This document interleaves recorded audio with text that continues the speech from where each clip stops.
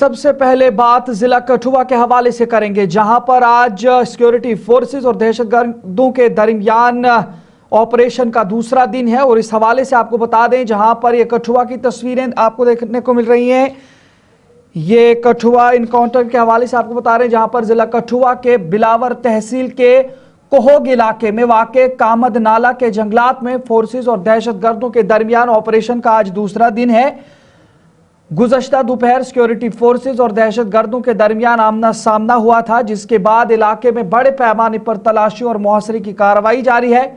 इतलात के मुताबिक special operations group यानी एसओजी के एहलकारों ने 3 दहशतगर्दों की नकलो हरकत महसूस की है, जिनमें से एक आगे चल रहा था, जबकि 2 दहशतगर्द कुछ फासले पर उसके पीछे मौजूद थे।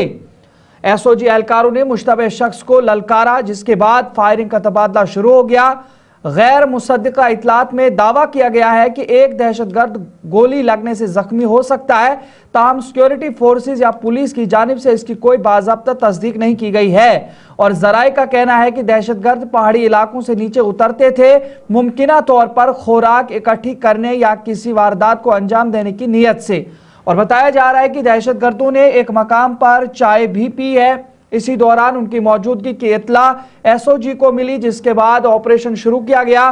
फायरिंग शुरू होते ही फौज और सीआरपीएफ की इजाफी नफरी को मौके पर तैनात कर दिया गया है और पूरे इलाके को घेरे में ले लिया गया है ताकि दहशतगर्द फरार न हो सकें।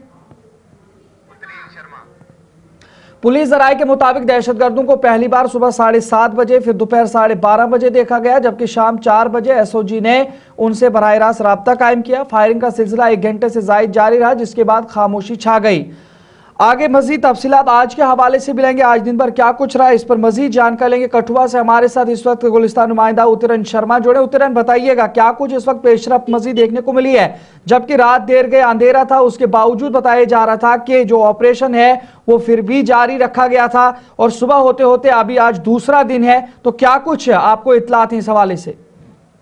इदरीस, अभी भी ऑपरेशन जारी है और जिस तरह से आप बता रहे थे कि शुरू में ही कि सर्च ऑपरेशन की अगर बात करें, एनकाउंटर की बात करें, तो हैवी फायरिंग जो है सुबह भी सुनने में मिली है और देखने को भी मिला है कि अभी भी जो है आशंका जताई जा रही है कि 2 से 3 आतंकवादी वहां पर मौजूद हो सकते हैं। और इसी के साथ अगर सूत्रों की बात करें तो सूत्र ये भी बता रहे थे कि अबू माविया, जो कि जैश-ए मोहम्मद के ग्रुप का साथी है, वो भी इस पूरे एनकाउंटर में शामिल हो सकता है। हालांकि अभी ऑफिशियल कंफर्मेशन नहीं आई है। इसके साथ ही एक और अपडेट आ रही है, ये भी सोर्सेज के हवाले से, कि जम्मू कश्मीर का एसओजी का एक जवान जो है वो भी घायल हुआ है, जिसे उपचार के लिए नजदीकी अस्पताल लाया गया है, परंतु अभी तक जो है ऑफिशियली कुछ भी क्लियर नहीं कर रहे हैं। और अगर बात करें वहां पर सुरक्षा एजेंसियों की, तो तमाम सुरक्षा एजेंसी वहां पर पहुंच गई है और इसके साथ साथ जो है हेलीकॉप्टर की भी मदद जो है वो ली जा रही है, ड्रोन्स की भी मदद ली जा रही है, वहां पे डॉग स्क्वाड भी पहुंच गया है। ये भी बताइएगा जरा, ये जो पूरा इलाका है जिसे सिक्योरिटी फोर्सेस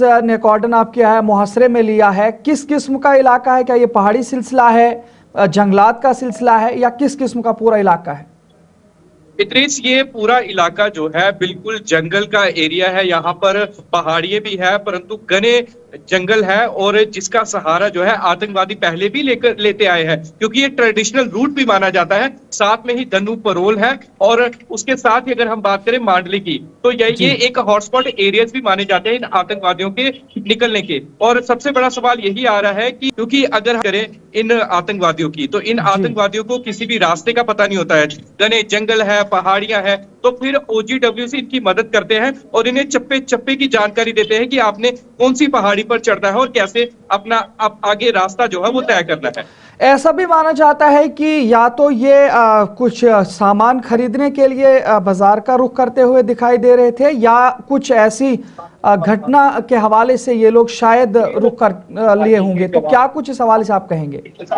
बिल्कुल इदरीस, ये शहर में आते हैं, रिहायशी इलाकों में जाते हैं सामान खरीदने के लिए, जिस तरह से आप बता रहे हैं। पिछले साल भी ऐसा हुआ था। और सुफैन की अगर बात करें, जब सुफैन में एनकाउंटर हुआ तो उसके बाद से भी कुछ आतंकवादियों के जो है यहाँ पर होने की जो है वो खबर भी आई कि वो लोगों के घरों में जा रहे हैं, कभी रोटी मांग रहे हैं, कभी पानी मांग रहे हैं। तो इसके साथ ही ये लोग जो है, क्योंकि ये भटके हुए होते हैं, OGWs को भी जो है वो नहीं सही तरीके से पता लग पाता है कि हमें इन्हें किस तरह से जो है सही रास्ता बताना है। तो फिर उसके बाद से ये जिस तरह आपने कहा था रिहायशी इलाकों में आकर वहां पे चाय पीते हैं, कुछ ये भी सोर्सेज बता रहे हैं कि ये चाय पीने के लिए आए थे। तो तब कुछ वहां के स्थानीय लोगों ने जब देखा तो उसकी सूचना जो है तुरंत जो है वहां पे पुलिस को दी। और उसके बाद IGP जम्मू का जैसे ट्वीट आया, उन्होंने भी कहा था कि बिल्कुल हाँ, SOG ने जो है एंगेज कर लिया है इन टेररिस्ट को। ये कमांड एरिया जो है, ये नाला मैं आपको साफ तौर पर कहूंगा बिल्कुल नीचे जाकर जो है एरिया है, यहाँ पर मतलब बड़ी मुश्किल से यहाँ पर पैदल आप चल सकते हैं। तो क्या इस हवाले से इस वक्त के क्या हालात हैं? क्या कोई फायरिंग के अपडेट्स अभी भी आ रहे हैं या इलाके के अंदर सिर्फ सर्च ऑपरेशन लगा हुआ? क्या कुछ इत्तलात हैं इस हवाले से? देखिए इदरीस, रुक रुक के फायरिंग हो रही है। बिल्कुल अब फायरिंग जो है वो एक तरफा हो रही है, हमारी तरफ से फायरिंग हो रही है, परंतु रुक रुक के फायरिंग हो रही है। उसके साथ ही सर्च ऑपरेशन भी चला और हमारी सिक्योरिटी एजेंसी जो है वो भी लगातार आगे बढ़ते जा रही है। वो जैसे जैसे फायरिंग कर रही है और आगे बढ़ते जा रही है, और यही उम्मीद लगाई जा रही है कि शाम तक शायद ये ऑपरेशन खत्म हो जाएगा, एनकाउंटर खत्म हो जाएगा और आतंकवादी जो है, जो 2 से 3 आतंकवादी होने की आशंका बताई जा रही है, वो भी पकड़े जाएंगे। चलिए, बहुत बहुत शुक्रिया उत्तरन शर्मा जानकारी देने